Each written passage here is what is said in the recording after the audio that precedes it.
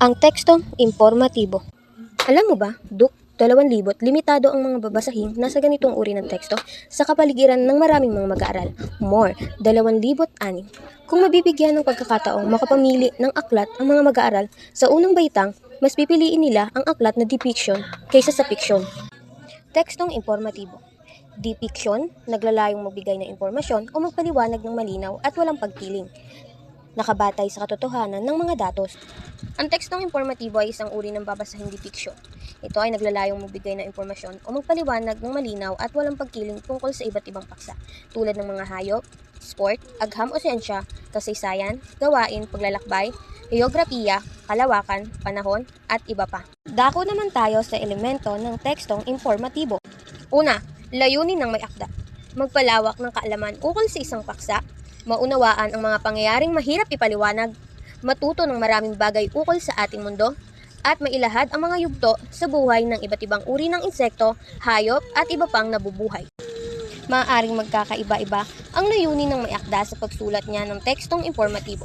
Maaaring layunin niya magpalawak pa ng kaalaman ukol sa isang paksa, maunawaan ang mga pangyayaring mahirap ipaliwanag, matuto ng maraming bagay ukol sa ating mundo, masaliksik at mailahad ang mga yugto sa buhay ng iba't ibang uri ng insekto, hayop at iba pa. Pangalawa, pangunahing ideya. Dagli ang inilalahad sa pagsisimula pa lamang ng teksto. Sa tekstong informatibo ay dagli ang inilalahad ang pangunahing ideya sa mambabasa. Nagagawa ito sa pamamagitan ng paglalagay ng pamagat sa bawat bahagi. Pangatlo, pantulong na kaisipan. Tumutulong na mabuo sa isipan ng mambabasa ang pangunahing ideyang nais na matanim o maiwan sa isipan. Mahalaga rin ang paglagay ng mga angkop na pantulong na kaisipan o mga detalye upang makatulong mabuo sa isipan ng mambabasa ang pangunahing ideyang nais niyang matanim o maiwan sa kanila. Pang-apat, mga estilo sa pagsulat. Paggamit ng mga nakalarawang representasyon.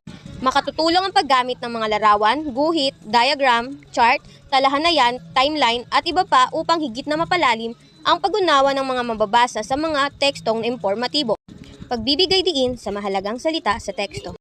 Nagagamit dito ang mga estilong tulad ng pagsulat ng nakadiin, nakahilis, nakasalungguhit o nalagyan ng paniti upang higit na madaling makita o mapansin ang mga salitang binibigyang diin sa babasahin.